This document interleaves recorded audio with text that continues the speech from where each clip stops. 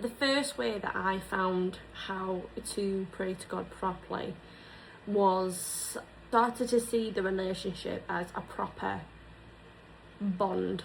So relationship is a very vague answer to, well, not an answer, but it's a very vague way of describing your connection with God. Now, bond, I would say, is a better way of describing that connection between you and God, because you have a bond with your family.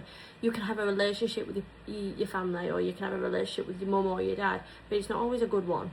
So you could sit here and say, yeah, fair enough, me and God we have a relationship. It could be that you think it's good, but God doesn't think it's good. It could be that you think that you're doing everything God's telling you to do, when in actual fact God's not telling you to do that, and you're not hearing God properly and you're hearing something else. When it comes to things like this, I started writing letters. That were the best way I got to really hearing God's voice, because when I first started out trying to pray, it was so daunting. I was so scared. I didn't know what to do. I felt stupid doing it, and in all honesty, I didn't want to do it, and it felt like it were a chore. And I know a lot of people feel like that. I think a lot of people who will probably just read the Bible and then watch a couple of podcasts and just think that's fine. That's not. It is daunting, and it is like scary. It's just daunting. It feels like a chore. The reason why it is because you're not doing it properly. Because I first started off exactly in the same position.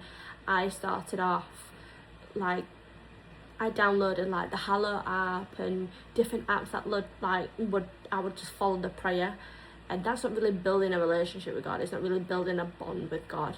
And those apps are all good and well, but one, they cost money. It's free to speak to God. I think the main thing that really did it for me was buying like prayer books. For example, like this one's got a prayer kind of book. It ain't got really like, I don't mean like a step-by-step guide on how to pray, because prayer should just come natural. It should just come like you're just talking to God, like your father, because he is your father.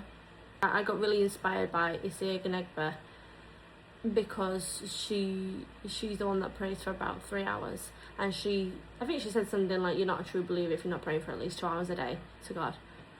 Which prayer can come in different forms. Prayer can come in like watching, I don't know, like a podcast or anything like that. However, I do think directly speaking to God for 2 hours and relating it back to scriptures is essential.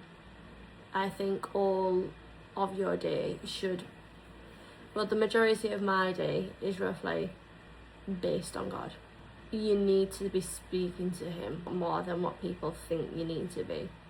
I'm a sucker for this too. I can be like this, and I can feel like prayer's a chore and I don't really want to do it. I'm not really in the mood, I'm tired, blah blah blah. And I completely get it. Yes, I think praying for 2 hours, roughly around about 1 to 2 hours, I would say is essential. And then I think anything outside of that is just an extra bonus, because you do need to be directly speaking to him, especially when you're fasting as well. Fasting's like a really, really good way to, I'm sorry, my eyes are doing me head in, to really enhance and to sacrifice for God. You ask Holy Spirit. Every single time that I pray, I always ask Holy Spirit to guide me.